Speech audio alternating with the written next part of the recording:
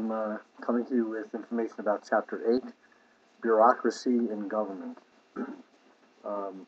There are many people who work in government. In fact, there are 21 million workers out of our 100 million able-bodied workers who work in government, either at the federal, state, local, or city, county arena. And about 87% of all government workers, of those 21 million, work in state and local government. So I would be willing to bet that one of your relatives, a close neighbor, a close friend, or many of them work as government employees. Is a teacher a government employee? Yes. Is a garbage collector? Yes. Is the governor? Yes. There are many forms of government employment up and down the board, and they do many things. They implement law, they track and regulate, investigate, and keep the legislature running in the way it should, keep the many, many departments at the state and county level, local governments running the way they should. There's many, many people. Now, the perception of a lot of people, if you talk to someone and say, well, so-and-so is a government worker, one of the misperceptions, I should say, is that government workers are slow-moving, they lack interest, they're in it to get a paycheck only, they are lazy, overpaid, have big pensions, retire early, don't have to pay for health care, and so on and so on. The reality is, I would say, in my opinion, from having studied local government to a large degree, that 95% of all government workers, they enjoy their job, they feel they're doing something very important for the community, and they are, and they feel they take risks here and there, they are creative, and most of them feel they don't get paid enough because they spend, particularly in our technological world today, with cell phones, droids, and tablets, they feel they're working 24/7. So government workers today, government workforce is very strong, very educated, very professional. Do they have power? Now remember, I'm simply guiding you here. I'm not going to give the whole lecture, but are they powerful? Yes. Take a look at the chapter. The chapter talks about implementation, adjudication, discretion, and goals. Bureaucrats implement law, and so a lot of times the law is very limited in what it says has to be done. And it's up to the bureaucracy or the bureaucrats, the departments, the units, the sections, the directories, to add to the law or to make it clear. And in that clarifying is power. Bureaucrats become powerful by explaining how things should be. Adjudication suggests judgment of some kind, determining what the law means. And discretion means to answer the question of, to clarify something that someone has a question about, some part of the law or the bureaucratic regulation. Remember, state assemblies make law, but it's the bureaucracy that creates rules, regulations, procedures, and methodologies to carry out the law. And so that makes bureaucracies, departments, units, sections very powerful. Are bureaucracies growing? Yes. The more laws that are created, the more agencies that develop, then we have a growth in bureaucracy. An example of this is the new Obamacare law, or reform, the Healthcare Reform Act. It's going to require a vast bureaucracy to create, to be created, to track, to monitor, to look at all the businesses to make sure they either have health care insurance for employees or that they're paying the penalty. There'll have to be bureaucracies built to monitor the health care insurance industry, to make sure there is competing methods and plans for people who have a little bit of money, no money, or lots of money. So bureaucracy will grow, just as it did when we implemented in 1965 the Medicaid program. Tremendously large bureaucracies grew for tracking, implementing, developing, for casework, for answering questions, and all of that. as will happen with the new Healthcare Reform Act. Take a look at that area of bureaucracy, bureaucratic growth. The chapter talks about how government agencies incrementally grow, sort of a ratchet effect. Take a look at that. I think that's an important aspect of understanding bureaucratic growth. What about cybersecurity and that kind of thing? We are into an arena, a time frame where technology is heavily used for filing, for warehousing information, maintaining data, for connecting and communicating with people, the public, for intergovernmental connections and so on. Is there security? It's not as secure as it ought to be, and we are growing and transforming in our ability publicly to grow in securing information, public information, and particularly confidential information. There's an awful lot of medical information, educational information, data and information about student loans, for example, that has to be maintained secure.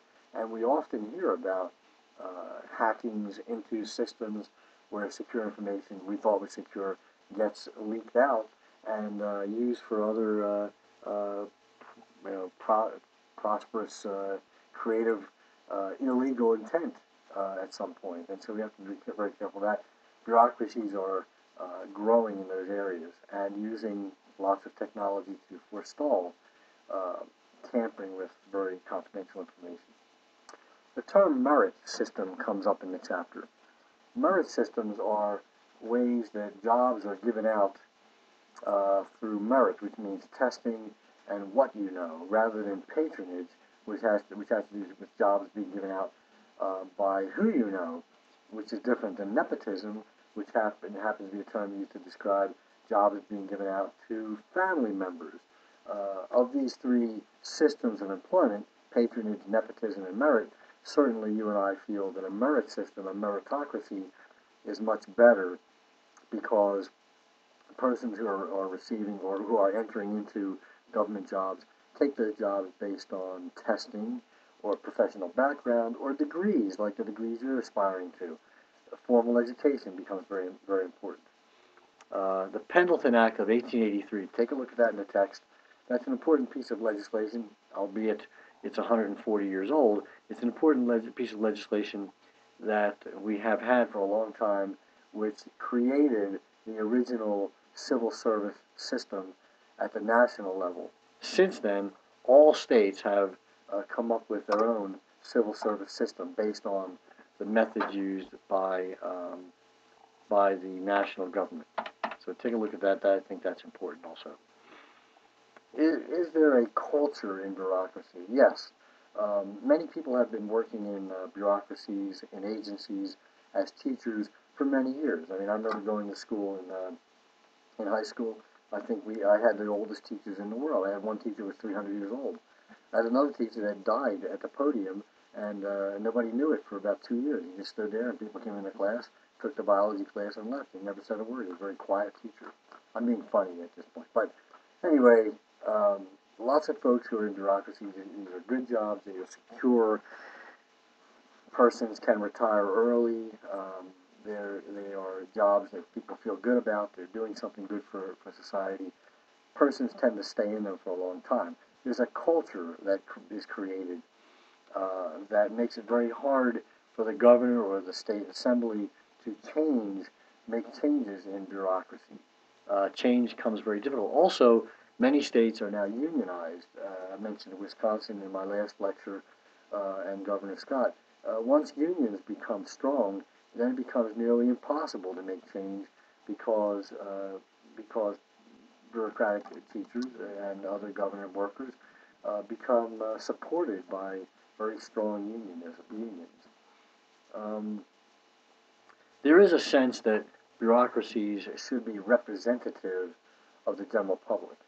So often you'll find agencies and states involved with fair hiring acts or other kinds of laws that support ensuring that that a high percentage of minority group members, African Americans, Hispanics, females are not minority group members, but females who are classified as protected classes, who at one time or another were abused in one way or another with regard to giving out jobs, that those classes and groups are protected, and that there'd be some sort of fair treatment and fair hiring practices. So take a look at that in the chapter as well. I think that's important. Chapter talks about the book talks about privatization as a method of reform. From time to time, governors come into office, and they will say, "I need to cut the bureaucracy down. It's too big. It's too costly. It's too wieldy. Too many people." One of the terms we hear is privatization. That is, governors will say to the assembly, "Let's find ways that we can do what government is doing. Let's let the private sector do it." Privatization. Let's reinvent government. In fact, take a look at page 278. There are examples there of reinventing government, how to change government and privatize. And some states do it well, and other states try it, and then they fail. Two areas that are typically up for privatization are mental health and prisons. And sometimes the state can get businesses to take over a prison. Kentucky Fried Chicken, interestingly, owns a number of prisons across the nation. No, the prisoners don't eat chicken all the time, ha ha ha. But Kentucky Fried Chicken is owned by a corporation called now it escapes me. What's that? CCA, Corrections Corporation of America, is a corrections organization owned by KFC, and that KFC has been known for a long time to have very good management practices, as does McDonald's, as does CVS Pharmacy. They own prisons across the United States, not a lot of them, but some, and they put into those prisons good management practices and they make a profit at doing so. Let's see, what else? One of the things that the end of the chapter talks about is budgets. You want to take a look at common budget behaviors, common budget strategies, incrementalism, earmarking, and uncontrollable budgets. You want to take a look at those areas. Also, notice that all state governments have balanced budgets, usually over a 3-year period, because no one knows how much revenue is going to come in until the year's end, and so you can't spend what you don't know you don't have or have.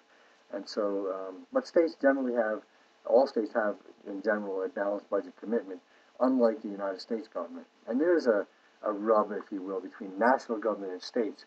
The states cry out for the national government to maintain and have and implement a balanced budget, whereas the states are forced to do so and do pretty well at doing so. And why can't the national government? And that's an argument that I think that'll be on the table for the politicians who are running for presidential office this coming November.